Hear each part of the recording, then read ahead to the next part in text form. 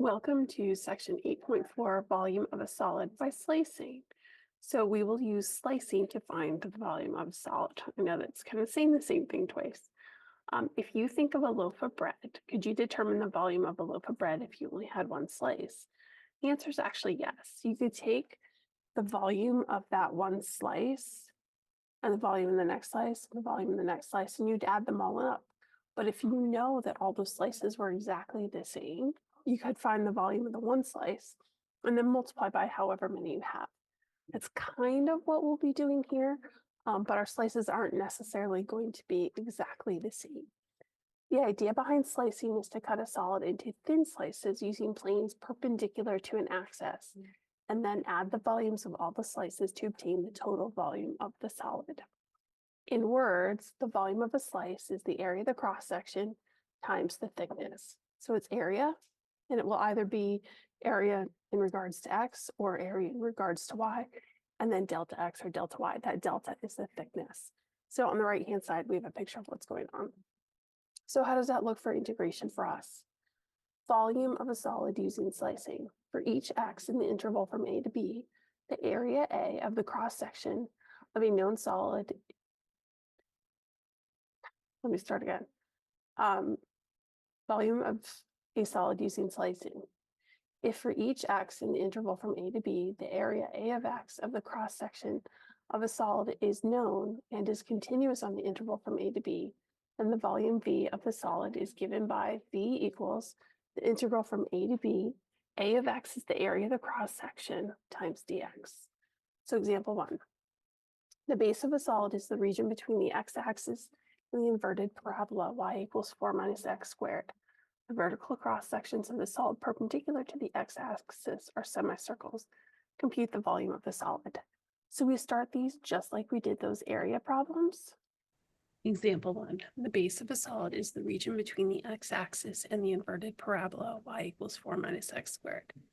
The vertical cross-sections of the solid perpendicular to the x-axis are semicircles. Compute the volume of the solid. So the first thing that I would like us to do is draw our pictures. So we have 4 minus x squared. I know that that's a parabola that opens down, except somehow I'm getting a line. I also know that we're talking about the x-axis. So here's our x-axis. A reminder, this is the equation y equals 0. In the inverted parabola, we have vertical cross sections of the solid perpendicular to the x-axis are semicircles. So coming out of our paper are these three-dimensional semicircles. And they're going to be different sizes. So that's what the picture on the right is trying to illustrate for us. Compute the volume of the solid. So if I use the formula above, the solid volume is from A to B, area of the cross-section dx. A and B are the boundaries, just like we did with area. That's exactly the same. So if this green region is the area of the base, I know my first boundary is over here at -2, and the upper boundary is at +2. Now the inside, this part's a little bit different. A of x has to do with the area of the semicircle. So a semicircle is pi r squared, but it's going to be 1/2 pi r squared. So remember, we have these different semicircles coming out of the base. The radius of that semicircle goes from here to here. So let's start filling in some things. We've got 1/2. We've got pi. We have radius squared. Actually, I meant to bring 1/2 pi to the front, right? Those are two constants being multiplied. So we can pull 1/2 pi in the front from -2 to 2. We'll have our radius, whatever that quantity is, squared dx. So the radius, this is where we're going to go from the top of the shaded region to the bottom of the shaded region. So if I go from the top, I know that that is 4 minus x squared. The bottom is down here at 0. But if I just take 4 minus x squared minus 0, that's the entire length of the shaded region. That would be the diameter of the semicircle, not the radius. So how do we go from a diameter to a radius? We divide by 2. Awesome. You can simplify this a little bit further. If I square the top and bottom, the numerator would be 4 minus x squared, quantity squared. And the denominator we'd also square. Parentheses should be larger. So 2 squared in the bottom would be 4 dx. So you can also pull this divide by 4 to the front, be another 1/4. So the volume would be 1/8 pi from -2 to 2, the quantity 4 minus x squared dx. If you were to solve this by hand, you would have to FOIL that out, which I know you could do.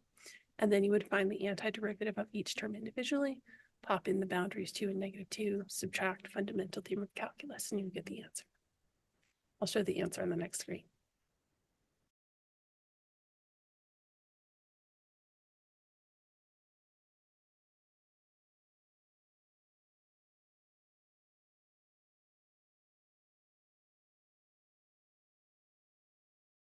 Example 2.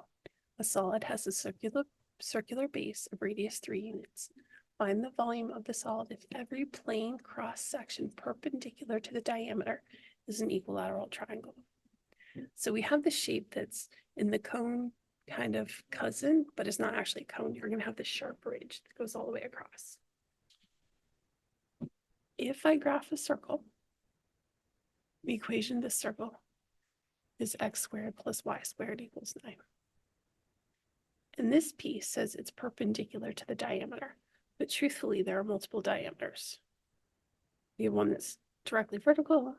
We have one that's directly horizontal. You could do this as a dx or a dy problem. I am going to keep this as a dx problem.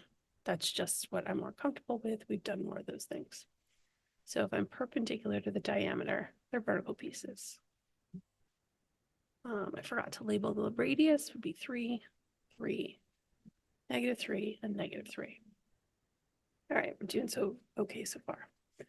So coming out of this shape is a triangle. You have to imagine that green triangle standing straight up. All right, so let's talk about a volume formula. The volume goes from A to B, your area, whatever it is. So it's going to change for every problem. And my slices are vertical, so I'm going with dx. So if I look at my picture, my first slice is at 3, -3. The last one is at +3. Now the area, what shape's inside? That's a triangle. The area for a triangle is 1/2 base times height. Okay, dx. So because it's a dx problem, we need everything to be an x. Base and height are not going to cut it. They're not going to work. Up here, they've shown us an equilateral triangle as a reminder. All the angles are the same and all the sides are the same. So those are my congruent symbols. Each angle would in fact be 60 degrees. Okay. So we need to come up with an expression for the base and we need an expression for the height. I'm going to do this again. I'm going to split this in half. And we wind up with a 30, 60, 90 triangle. A 30, 60, 90 triangle. What are we going to use there? We're going to use some special right triangles. Let me zoom in a little bit. The sides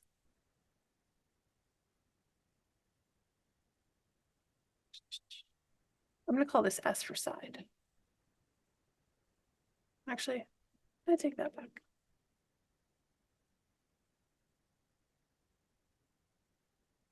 I'm going to call the short side along the bottom S.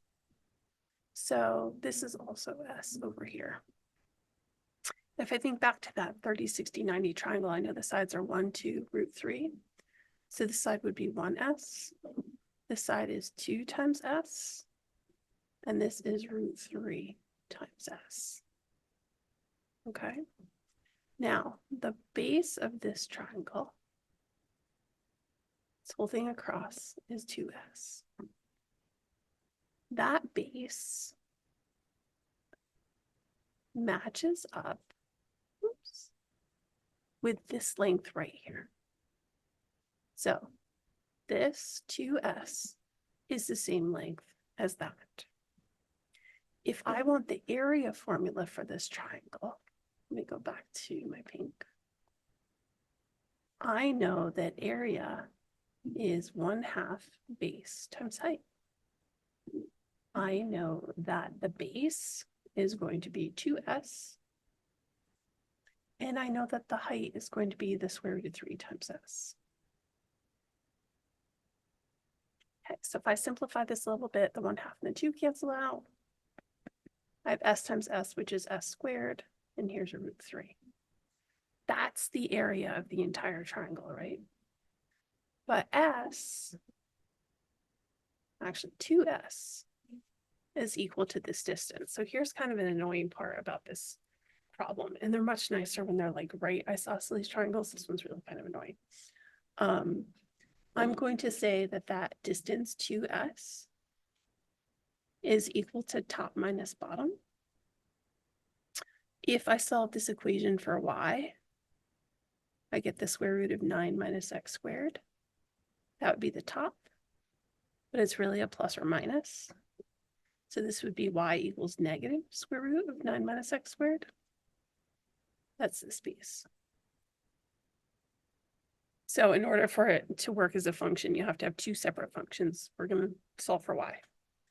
So that 2s is now equal to the top, which is square root of 9 minus x squared, minus the bottom, which is negative square root of 9 minus x squared. So 2s, when I take the square roots and add them together, I get 2 square root of 9 minus x squared. I can divide both sides by 2, so s equals 9 minus x squared. Maybe you could see that by looking at it, that if I just want half the distance of this line, I need only take the upper piece. I like to do top minus bottom. I like to stay consistent. So if I go back to this equation where s squared root 3, right, that's my area. That's actually going to replace all of this. So let me erase that out of there. We did that on the right.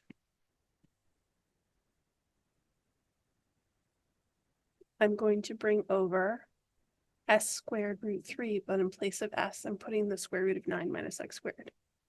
So square root of 9 minus x squared times the square root of 3. Let me just show you that one more time. That was kind of quick. So I'm taking this area formula, and it's going in here. But in place of, we're going to replace s with the square root of 9 minus x squared. And you'll notice the square root and the square cancel out, which is very, very nice. So that this would go from negative 3 to 3. The square root and the square cancel, so this is 9 minus x squared. And there's a root 3 on the end. You could definitely pull that to the front. This is something that you could integrate by hand, but you could also do this with your calculator to save some time. And I'll put the answer on the next screen.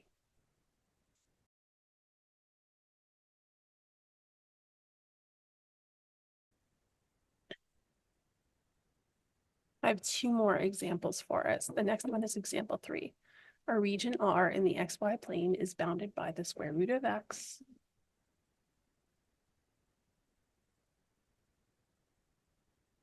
which looks like this, and also y equals 1/8 x squared. All right, so this is a parabola that's kind of wide. All right, this is y equals 1/8 x squared. Find the volume of a solid whose bases are. That's everything. That's often used to denote the shaded area in between. There's my base of R. If slices perpendicular to the x-axis have cross sections that are squares. So we want perpendicular to the x-axis. So these are going to be vertical.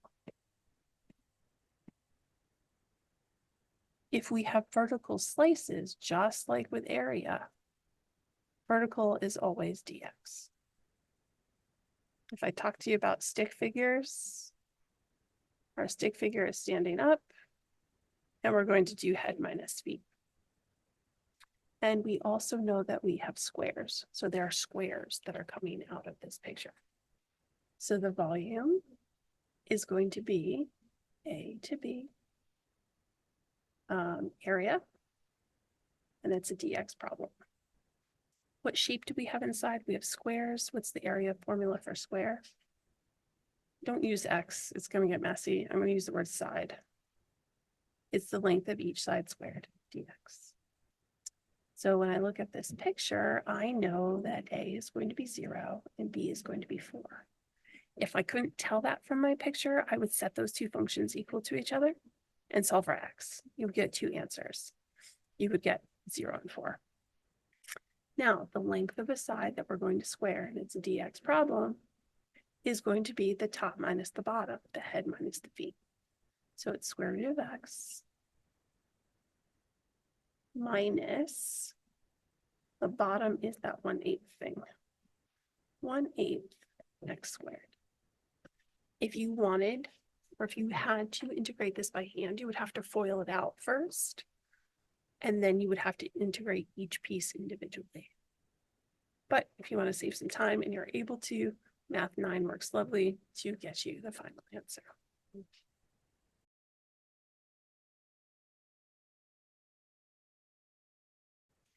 Letter B. Find the volume, but we're still in the same picture. Find the volume of a solid whose bases are if slices perpendicular to the y-axis have cross sections that are squares. So everything stays the same with one exception. We are now perpendicular to the y-axis. I'm going to zoom out and redraw this.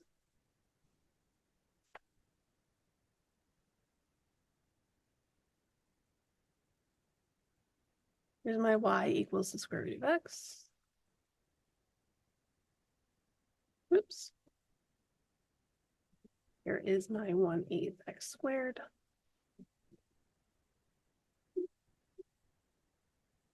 Okay, but this time, not vertical, horizontal.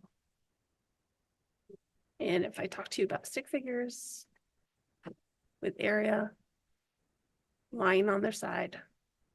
So if my stick figure is lying on its side and the head always goes to the right, this would be a dy problem.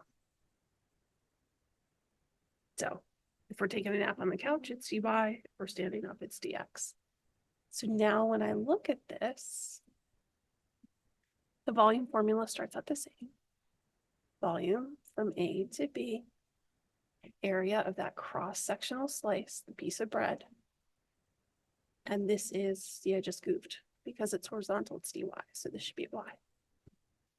Now, we're still doing squares. So we're going from A to B, side squared, dy. I know you don't like writing out steps, but I really think it helps to keep your thinking organized. Now, we're going to have different boundaries. This is the point 0, 0. This is the point 4, 2. We use the 0 and the 4 in the last part in part A. In part B, because it's a dy problem, we need the y values. So we need y equals 0 and y equals 2. Those are going to be our boundaries.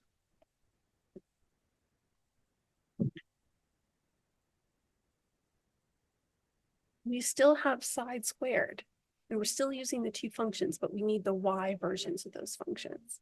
So what I'm going to do with the blue one, I'm going to solve for x. Y squared is equal to x. In the green one, I'm going to multiply both sides by 8 and then take the square root. So x is equal to the square root of 8y. So same functions, different names for each one. So now when I look inside, I'm still doing head minus feet. but top minus bottom and left and right get a little bit confusing. So head minus feet, where's the head? It's touching that green curve. I'm going to call this square root of 8y. Minus, where are the feet? The feet are on that blue curve, but we're going to call it y squared this time instead of the square root of x. Excellent. If you had to integrate this by hand, again, you'd have to FOIL it out. There's no shortcut. You can't just put the square on both of them. You'd have to FOIL it out and then integrate each term individually, replace the y with 2 and then the 0 and then subtract those. And you get the following answer.